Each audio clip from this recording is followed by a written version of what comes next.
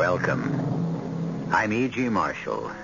Ready, if you are, to probe once again into the depths of imagination and the heights of illusion. Illusion. What is life? A philosopher asked. And to answer his own question, he replied, life is an illusion, a shadow, a story. And this may well be. But in that event, we may well ask, whose illusions, whose shadow, whose story? Is this life only a dream? Are we characters in our own reverie? If that is true, and it may well be, who and what are we when we awake? Our mystery drama, Death is a Dream, was written especially for the Mystery Theater by Sam Dann and stars Mercedes McCambridge. It is sponsored in part by Buick Motor Division and Uncle Ben's Long Grain and Wild Rice. I'll be back shortly with Act One.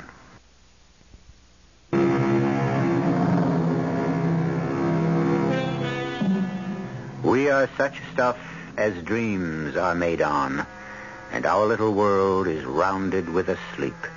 So said William Shakespeare, and so lives Mary Catherine Collins. Mary Catherine lives in a world of never-ending nightmare. It's a world of heart-stabbing terror and apprehension. Every night, there's the dream. The same dream. It refuses to leave her. She can only fight off sleep for so long, and then the dream once again overwhelms her. And each night, the dream is exactly the same in every minute detail. It's just the way it was when she dreamed it for the first time on that night of August the 14th. That night is seared in her memory forever. I see Joe. My brother Joe. And he's walking his beat. The night's dark, and a soft rain is falling, and drops of water glisten on his black policeman's raincoat. And he's whistling that tune, the tune I never heard anywhere else. And he always said, one day I'll tell you the name of it. And he's walking down that street, that old, tired, rundown street, alone, all alone. And because it's my dream, he doesn't see what I see, just around the corner. A man. It's too hard to make out his face in the dark, but he carries a box in one hand and a pistol in the other. And he's climbing out of the window of a warehouse just as my brother's about to turn the corner. And I scream, "Look out, Joe! Look out! He's got a gun! Joe!" But he didn't hear me. He didn't hear me. My brother never heard me.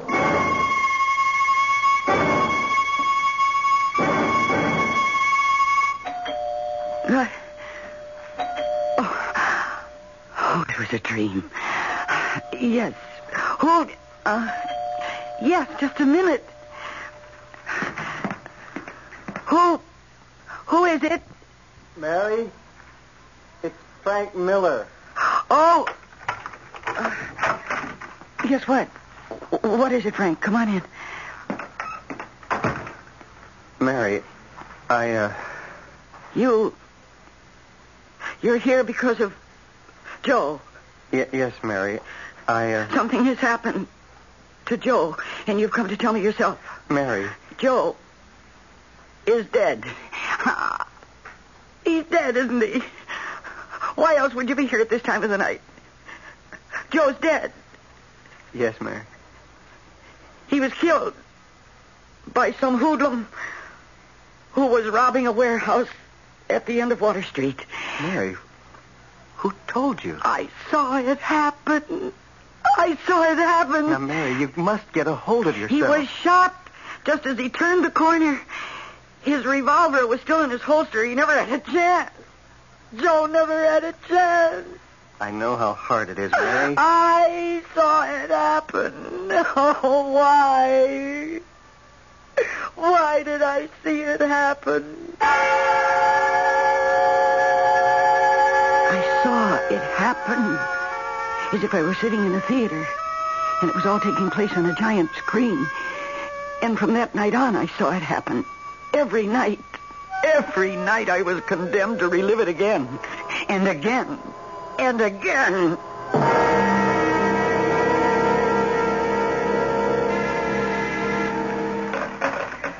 Lieutenant Miller. Who? Oh, look, tell her... No, tell her to come in. Mary, it's good to see you. Is it? Good to see me, Frank? Mary, how can you say that? I'm becoming a pest. Admit it, Frank. Oh, I'll admit no such thing. I haunt you day and night. I pester you with phone calls every hour on the hour. Well, it's understandable. I know how much your brother Joe meant to you. No, you don't. Nobody could ever hope to understand how much Joe meant to me. Mary, I'm sorry. We're all sorry. But sorrow gets us nowhere. It's been 6 weeks now since Joe was killed. Mary, we've had every available man out on this case. I know. It isn't your fault. But I know how the department works. And little by little, my brother is going to become a statistic. Just another police officer killed in the line of duty by an unknown assailant. Mary, we're doing our best. I didn't say you weren't. What I'm saying is that your best isn't good enough. That's not fair. Fair? Oh. What's fair? Was it fair for my brother to be gunned down without warning? His revolver still in his holster? Oh, why did he have to be killed? Joe was a good cop. He gave everybody a break, and he liked to help people. Why did he... Look, Mary, we'll get the killer. No, I don't think so. And so that's why... That's why what? That's why I'm going to get him myself. Well, just what exactly does that mean? It means I'll have to get him myself. Well, how can you... I plan to spend a great deal of time in that neighborhood. Doing what? Teaching school. Teaching school? Why not? I'm a school teacher. But you're teaching uptown. I've asked for a transfer. Do you know what those kids are like? What that area is like? It was where my brother worked and was murdered. What can you possibly hope to... I intend to become a part of that neighborhood. You mean you'll poke around and ask questions? So you can put it any way you like. You realize you can get yourself killed? I have a job to do. I'd taken step one. I'd made the decision to leave the soft and delightful job at North Crescent High School, known and with good reason as the country club. My principal was completely at a loss to understand why I'd want to leave his pleasant, well-ordered school for what he could only describe as the witch's cauldron at Southern District. Well, of course, there was no way I could... And now, step two. To be accepted, George's principal at Southern District. I realized it wasn't going to be automatic. You thought we were so desperate for teachers here we'd grab anybody who walks in? Well, truthfully, I didn't think there'd be... Well, the first part of your assumption is correct. We are desperate for teachers. Teachers. That's why we have to be very particular. But I... Yes, Miss Collins. I have a good record. Miss Collins, tell me, what are you doing here? Oh, isn't that obvious? I want to teach English at your school. Why? Because I'm an English teacher. You've done more fencing in the 5 minutes you've been in this office than all the 3 Musketeers put together. You have had the plum of the system. A job at North Crescent, mostly motivated kids from comfortably situated families. 90% of them go on to college. Do you know what we... Oh, I think so. You think so? Miss Collins... I know. Are difficult children. Difficult? Yes. Children? No. These are only adolescents chronologically. Well, I felt that there was no challenge at North Crescent. I see. And that here I would be tested to the utmost of my ability. I want to see if I can measure up. Well, Mr. Hodges, won't you say something? Miss Collins, I am seldom, if ever, at a loss for words. But I simply cannot figure you out. You mean you don't believe me? I need teachers. Cavalier as I may sound, I need teachers. I work with seniors. Do you? Yes, especially with the advanced lit courses. Do you think you can... Shakespeare? I've done it. Okay. Good luck. We'll set up a program for you. Thank you, Mr. Hodges. And I know that I'll be successful. I'm sure you will. Provided you survive. And so the time arrived for me to report for my first class. And I paused at the doorway and looked into the room. My heart did more than sink. It died within me. That classroom was a madhouse. They were tough kids. I almost regretted my transfer, but I remembered my brother Joe, and I knew I'd have to go through with this somehow. I needed a reason to be in that neighborhood, and I had to start with a nucleus of friends, acquaintances. Hey, look at this. Hey, is this the teacher? Come on. Hey, Teach, what are you doing now? Huh? This class... Hey, Teach, what are you doing tonight? Hey, look at her. Please. This class will come to order. Oh, I'm going to order a couple of beers. Hey, what are you going to have, Chuck? Who's got the dice? Let's get the game going. Now, you in the blue shirt. Yeah? You report to the principal's office. Oh, how about that? And you there with the red hair, will you please sit down? Oh, that's a wig. I'll take it off. Some lady near the window. Yeah, but she ain't no lady. Hey, there ain't no action around here. Let's dance, pal. Let's move it. All right, now. Turn off that radio. Hey, Teach, can I have the pleasure of this dance? I seen her first. Will you please turn off that radio? Now, turn that off. I'm sorry, Mr. Hodges. It was a fiasco. I know. I was just across the hall. I saw it all. You saw it? And you permitted it? We have to find out if you can control these kids. You could empty the room by sending everyone to my office for discipline, but that's not teaching. I'm afraid you'd better go back to North... Oh, no, please give me another chance. Why? Because... I could understand it if you liked these kids, but you don't. Oh, I do, really. No. And they said the minute you walked in. They saw it. They felt it. They felt what? Your hostility. Your contempt. Oh, that's not true. It isn't? You are repelled by these youngsters, and it shows. Now, Collins, you'd better go back to the well-ordered world of North Crescent. Oh, please, Mr. Hodges, you must give me another chance. I'm sorry, Miss Collins. It won't work. No, you can't turn me down. Miss Collins, I will give you another chance on one condition. You must tell me the real reason you want to work here. But I told you. No, you'd... And now I insist. Very well, Mr. Hodges. I'll tell you.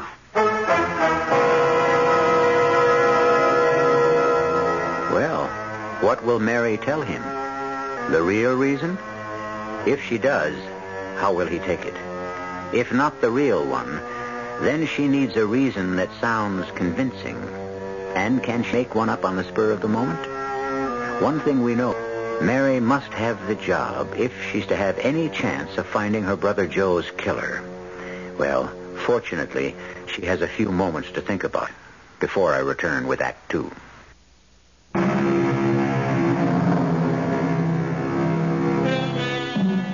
Things are seldom what they seem. Milk masquerades as cream. It's one of Catherine Collins' favorite verses. And now it's going to form a pattern for the next portion of her life. She is attempting to masquerade as a dedicated teacher in a slum-district school in order to find out, if she can, the identity of her brother's killer. But her first problem is to get the job. And John Hodges, principal, has very grave doubts indeed. Mr. Hodges, I agree. It's time we told each other the truth. Let's say it's time you told me the truth. My name, Collins. Does that mean anything to you? Collins. No, I don't think so. Well, almost 2 weeks ago, a police officer was killed in this neighborhood. Yes. Yes, I knew him. Officer Collins. I never even knew his last name. Everyone called him Joe. He was my brother. Oh, I am sorry. And then you know that he was an unusual man. Yeah. He could have risen high. He could have gone far in the department, but he chose not to. He felt that good cops were needed in places like this. And I feel that if I could take his place somehow, if I could be the kind of influence in the classroom that he tried to be out on the street. Well, I won't be the one to refuse you. Oh, thank you, Mr. Hodges. Miss Collins, why do you think your brother was so successful with the people in our neighborhood? Well, I suppose he had a gift. He sure did. And do you know what that gift was? Like the people. That's 90% of what you need, Miss Collins. I had told him a half-truth, but it was enough to nail down the job. And now, in order to, I'd have to like those kids. But how? Okay, round one. Hey, Come fighting. Yeah. All right, now. Yeah, fight you. Now, calm down. Now, class, today I am going to introduce you to a man named William Shakespeare. Yeah, where is he? He's right here in my hand. Well, why should I want to meet him? What's in it for me? Uh-huh. Very good question. What is your name? Charlie, I believe, huh? Oh, yeah, good. Well, you should become acquainted with Mr. Shakespeare, because as soon as you go back to reform school... I'm too old for reform school. I go up to the big joint on my next rap. Well, either way, you're going to have a lot of time on your hands. And Mr. Shakespeare can make it pass very quickly.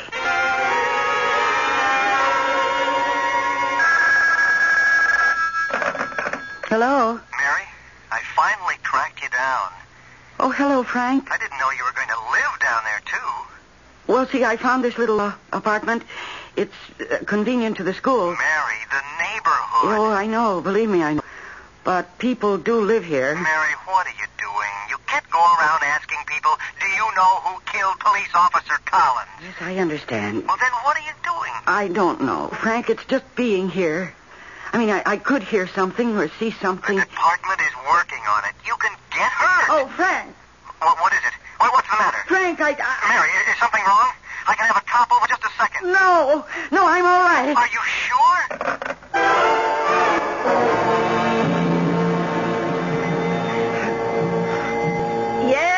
Yeah, I hear you. What's the matter? You think everybody's deaf? What do you want? Listen, I live upstairs in apartment 4F. Oh, yeah, you're the school teacher. Yes, I have to see the superintendent. Look, honey, down here we don't have no superintendents. We got To see him immediately. You can't do it. Why not? Because he's drunk. Look for yourself. You see? Sprawled all over the couch. Well, somebody has to do something. About what? There's a rat in my apartment. Only one? Oh, you're lucky. I just saw him. How do you know it's him? I was sitting at the telephone and I saw this enormous rat. You sure it wasn't a mouse? Oh, what's going to be done about it? You got a gun? Shoot him. Now, please. Okay. When Strong out here wakes up, I'll send him to your place. He'll bring up a broom handle or a trap. I don't know what he does. And what am I going to do in the meantime? About what? About the rat. I don't know. Try to make friends with him. I'm friends with him. Well, the days passed and I couldn't make friends with anybody. In the class, I'd reached a point where I was being tolerated, but surely. And in the neighborhood, I was obviously alien clay. There was something different about me. My clothes, my accent. I had the look of somebody who didn't have to live there. And that made me suspect. And another thing, I was a teacher. I worked for the government, and the government always meant trouble. There were police, parole officers, and welfare investigators. I was beginning to feel very foolish. How was I ever going to get anywhere in finding Joe's killer? To whom could I talk? Well, hiya, Mary. Well, good morning, Charles. You saw because I called you Mary. No, it ain't as if we were in class.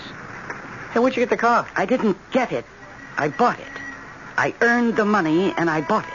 Oh, why do you always have to make a lesson out of everything? You're trying to tell me get a job, Charlie, be a good little boy, work hard, save your money, and one day you'll have enough to Yes, buy... I suppose that is what I'm trying to tell you. Yeah, work is for suckers. There's a quicker, easier way. And the jails are filled with people who took it. Now, listen, Charles, you like this car. Well, I worked to put the money in the bank. The idea is not to put dough in the bank, but to take it out. Ah, but you have to deposit it first. No, you don't. Not if you walk in with a gun. But that's stealing. What about all the smooth, dignified, white-haired guys who steal millions and get away with it? Well, if you want to be a crook, why not be the best? Get yourself a good education so you can become one of the smooth, dignified, white-haired boys yourself. Do you mind? Why? I mean, is your way better? Do you want to spend your life in jail? Or be gunned down? Listen, Mary, what are you doing here? Making a living. Oh, come on. You don't have to work here. You're a class dame. What's your angle? Angle? Everybody's got an angle. Unless what? Unless you like it down here. But then you'd have to be nuts. All right, come on, you guys. All right, everybody, that's it. Now, for tomorrow, we have pages 30 through 45. What the heck is this? It's too much. Miss Collins? Yes, Tony, what is it? It ain't nothing. No, it isn't anything. Yeah, that's right. It isn't anything. Well, like I said, it isn't nothing. Anything. But, I want to tell you something. Yes? About Shakespeare. Oh? I used to think, Shakespeare, what gives was Shakespeare, but, all of a sudden, I seen it. I mean, I seen the guys for real. Is that so? Yeah, like you was reading, and you said, neither a borrower nor a lender be. Remember? That's Shakespeare, right? Yes, it's Hamlet. Yeah, this guy, Polonius says that, but that's what my old man, he should rest in peace. Yeah, that's what my old man always used to say to me. He'd say, Tony, don't borrow money off of a guy. Don't lend money off of a guy. And you'll be friends with everybody, you see? Yes, I see. This, Polonius, I hear what he says. Okay, he knows some fancy words my old man never heard of, but, this Polonius, he's my old man. Well, I'm happy to hear that. Yeah, I kind of miss the old man, and now I come across this guy, and, what I want to say is, thanks. Well, I'm sure you're welcome, Tony. Look, if there's something I can do for you, I mean, you name it. Is there something I can do for you? How could I ask him? How could I say, do you know who killed Officer Joe Collins? What kind of a question would that be? And where would it lead? And why would he know? But I finally promised that I would call on him if ever I needed help. I don't know how long I'd been sitting there when... Mary. What? Oh, I was walking down the hall. Your classroom door was open. I saw you sitting there. There was something very strange about you. Oh, really? Yes. For the first time since you've come here, I saw you smiling. Oh, I always smile. No. This was truly a smile.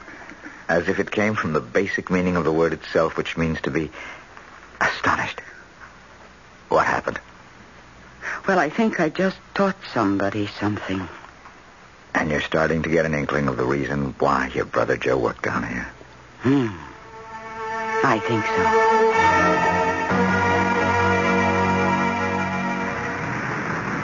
Hey, Mary. Oh, hello, Dora. Did you tell your husband about the leaky faucet? Oh, yeah. He'll get around to it one of these weeks. Listen.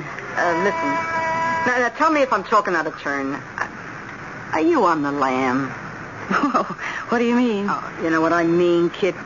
Do the cops want you? Well, what makes you think the cops want me? Because a cop has been around asking for you, a plainclothes guy. Well, then how did you know he was a cop? Oh, kid, I can smell him. He's in the hallway now. He is? Well, thanks. So you are on the lam. I didn't say that. Then what are you going back to your car for? Well, I just remembered. I have a date. Listen, kid, I'm glad to help. Now, before you come back, give me a ring, huh? I'll tell you if the coast is clear.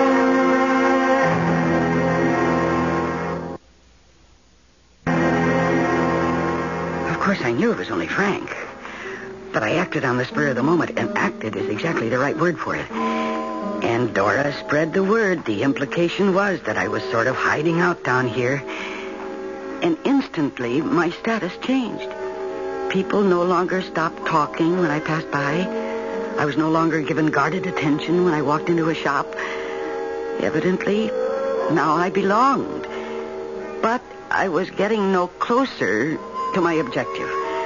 How could I come out with the direct questions? I was becoming a part of the neighborhood, but I still wasn't getting anywhere. Give it up, Mary. Frank, I can't. I've got to get that murderer. I know, but it will have to be done in the usual way. And maybe it won't be done at all. That could happen. And the killer goes free, is that right? What am I going to do? Come home to where you belong. No, I belong where I can find Joe's killer. But it hasn't worked. Help me, Frank. How? Tell me how I should go about it. I don't know what moves to make. There are no moves you can make. I mean, if you were in my place, you are a trained detective, what would you do? Well, I'd have stool pigeons out. We did, but nobody picked up the slightest rumble. Very well, the informer angle has been covered. Then what? Well, the truth is we're doing what you're doing, and with no more success. What's got us licked is if we could only get a description, any kind of description. Then we could ask definite questions. We could ask, do you know a guy who codes like this or that? But there are no witnesses. What? What did you say, Frank? I said, there are no witnesses. But that isn't true. What isn't true? There was a witness.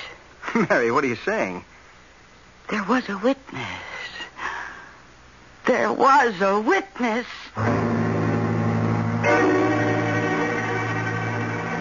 Was there? I've been following the story very carefully and closely, and I'm not aware of any witness. After all, Joe was killed on a lonely street. No one was there when it happened. Yet Mary says there was a witness.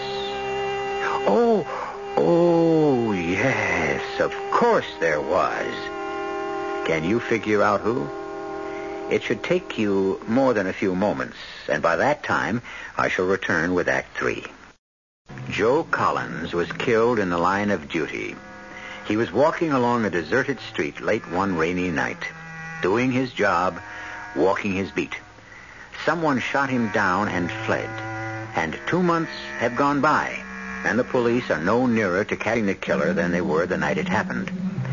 Only his sister has discovered the one element that is absolutely vital to the successful capture of the criminal. Or so she says. Mary, there were no witnesses. No one saw it happen. That isn't true. Someone did see it happen. Who? Me. What? I saw it happen. Mary, you weren't there. I didn't say I was there. I said I saw it happen. But how could you possibly... Because I dreamed about it. Oh, Mary. That night you came to my apartment to tell me yourself, remember? I remember. And you will also remember that I knew it before you even told me. Yes, I remember. Well, how did it happen that I could even tell you where? At the end of Water Street. And remember, you were shocked. Remember, you said, Mary, who told you? At the time, I was upset and nervous. How would I know that it was Water Street? I saw Joe turn that corner. And I saw the man coming out of the window of the warehouse. And I saw that he had a gun, and he fired as soon as he saw my brother. I am the witness because I saw the whole thing. All right, Mary. Fine, tell me, what does the killer look like? What? Well, you say you saw the killing. Describe the killer. Is that an unfair question? Oh, no, but But what? Well, I didn't get a good look at him. Oh. See, I was so terrified. And I was so afraid for Joe that and besides, the man was in the shadow. I couldn't see him. I hate to say this, Mary, but your dream really doesn't do us any good. From a practical point of view, that is. Yes, but next time I'll concentrate on the killer. Next time? Yes, next time, tonight.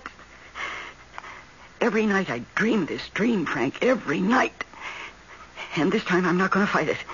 I'll wait for it gladly. I'll welcome it. And this time I won't look at my brother. I'll look at the killer. Joe!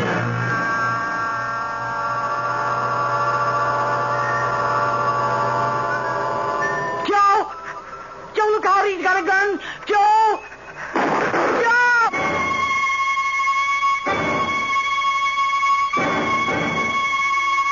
I tried to look at the man in the shadowy darkness, but I couldn't take my eyes off my brother. And it's in that darkness that the killer exists. And I've got to find him there. I must remember to look there, to look again.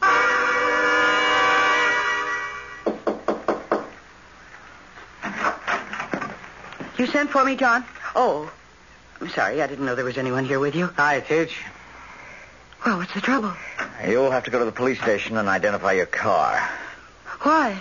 Well, it seems Charles here and a few of his buddies took your car and went joyriding and then piled it up against a telephone pole. They would have abandoned it except for the fact that a police cruiser happened along. The rest got away. Charles was caught. Oh? Preliminary estimates on the damage run about $900. Oh, what's everybody running a fee? But the insurance pays, don't it? That's a great attitude. I'm glad you like it. This time I'm afraid it's jail.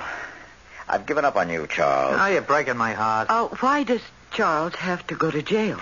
Stealing a car is against the law. Who says he stole the car? What?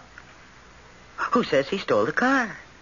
The truth is, I gave him permission to use the car. Mary, it's wrong for you. No, you see, I don't use it very much, and I understand if you don't run a car regularly, you get carbon deposits. Isn't that so? This is not the way to do things. Well, that's the truth. I won't permit it. John, it's the way it happened. Okay, I'll hold still. But on one condition. This one and his pals. They've got to get jobs and cover the insurance bill. Oh, that sounds reasonable. The foreman at Jackson's warehouse. You fellas can all work there after school. And now, if you'll excuse me. Thanks. I said you were a class dame. What's been done is done, Charles. And you will have to pay to have it fixed. Oh, listen, me and the guys can steal you a better one. Oh, no. I don't think so. Now, listen, you're smart, Charles. Why be a cheap crook? How about becoming one of those smooth, dignified guys? For that, you got to go to college. So? Me? Yes, you. Oh, you got to have rocks in your skull. Me go to college? Why not? Yeah, why not? That's it. Say why not. Say it and keep saying it and say it all the time. And after a while, you won't find a single reason against it. Why are you doing this? Because as a teacher, it's my job to inspire you to get all the education you can handle. And you are bright enough to handle a great deal. Yeah, but...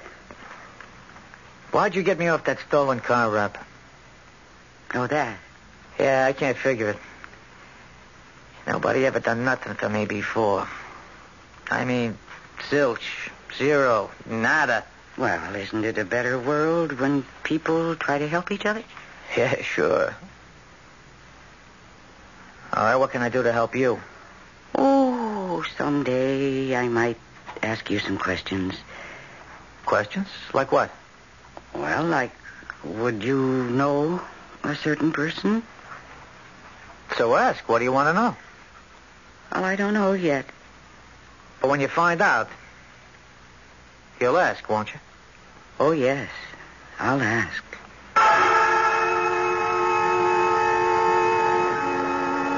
Joe, look out! Look out, he's got a gun! Joe!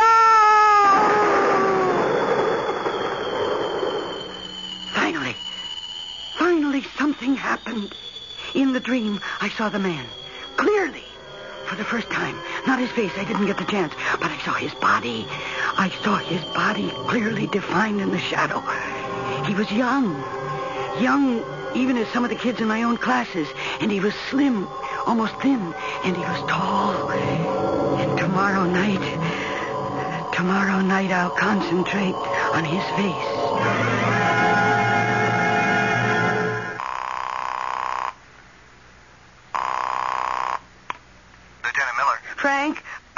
Frank, suppose I could give you a description of the killer. That'd be great. But where would you get it? Well, every night in my nightmare, I see him more and more clearly. You mean you want a jury to believe that a man you see in a dream is Well, why not? I've seen all the rest of the crime. Can you imagine what a defense attorney would do with you on the stand? Frank, the man I see in the dream is the killer. We'll need more than a dream to convict. Well, maybe you do, but I don't. And what does that mean? Well, that means that I can handle all of it myself. Mary, you're not saying what I think you're saying. The murderer who killed my brother will be dealt with, if not by the law, then by me. Mary! I must sleep. I must fall asleep. Right now. Now, while I'm still calm and relaxed. I need all my energy to look into that shadow along the wall of the warehouse. I've got to see his face tonight. I must see his face the face of the killer. And then I shall hunt him down. Tonight. Tonight I will see. Joe! Look out, he's got a gun. Look out, Joe. That tall kid with the blonde hair and the scar across his... Oh, my God! It's Joe!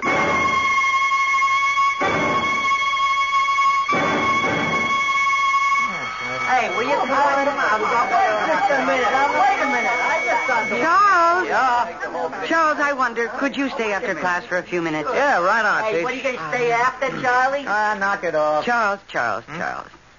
I need some help. Anytime. Well, I have to drive out into the country to pick up an antique, and I need someone To lift? Carry? Oh, well, I'm your pigeon.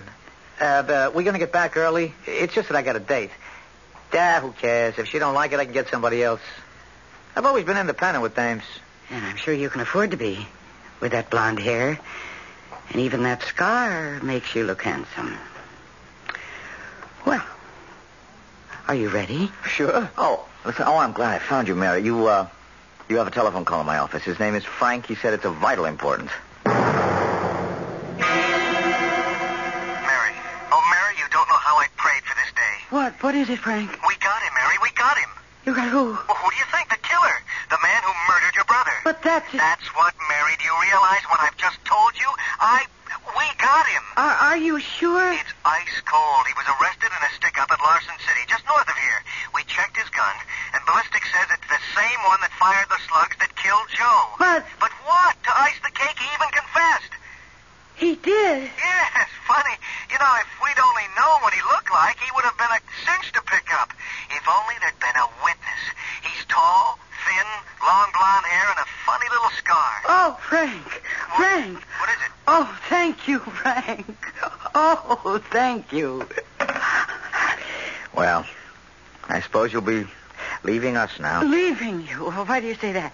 Well, I spoke to Lieutenant Miller. He told me everything. Oh, And so, now that the killer has been caught, I suppose it's back to North Crescent High for you. I don't know, John. You see, I'm not at all sure that they caught the killer. But they say the man's confessed. Or they may have caught the man who pulled the trigger, but the killer is still here. The killer is here in these streets. The killer is what you and my brother Joe kept fighting against day and night. The poverty and the hopelessness and the feeling that nobody gives a damn. Hey, Miss Collins, are we going? Oh, no, Charles, no. I changed my mind. Oh, okay. Look, anytime I can help. Oh, you've already helped me. Yeah? How? Oh, you'll never know. Well, I'll see you in class tomorrow. Tomorrow and tomorrow and tomorrow creeps on in this petty pace from day to day. Shakespeare. Right, Teach? Right.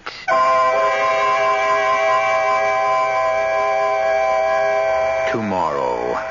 That's the greatest gift of all gifts. A tomorrow.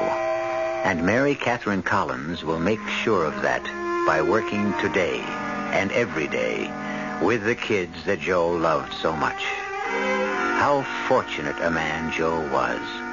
All the love and care that he had lavished on his sister returned to all the children. And I shall return with some love and a warning in just a few moments. If you're a bargain hunter, art buff, gold lover, gambler, archaeologist, girl watcher, or just plain sun worshiper, you should be in South America right now. Braniff International will fly you to the land where the American dollar is still worth $1, and where, like the opposite of a King Midas, everything you touch seems to be half the price you'd expect to pay. Braniff to South America on an intercontinental DC-8 62 jet. From there, it's up to you. The thick green jungles of the Amazon, the thin blue mountain air of the Andes, noisy Indian markets, or the noisy Rio Festival, tranquil monasteries, or even more tranquil stretches of palm-fringed beach. Ask your travel agent about Braniff's South America, an adventure and a bargain in flying colors.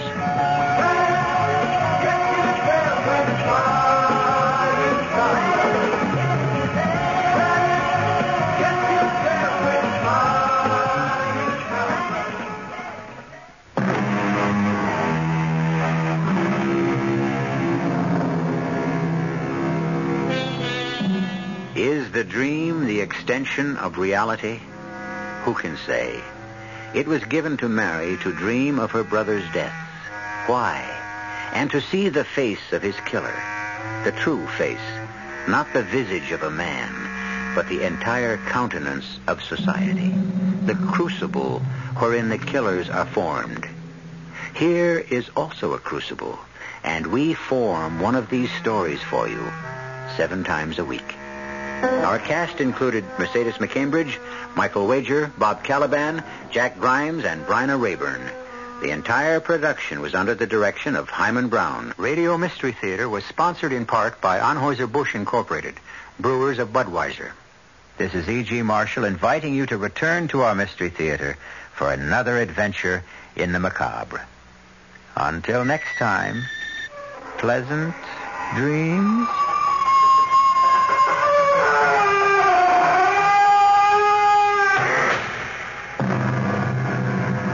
Tonight's WOR Mystery Theater was also brought to you in part by ShopRite Supermarkets, where you get a lot more for a little less.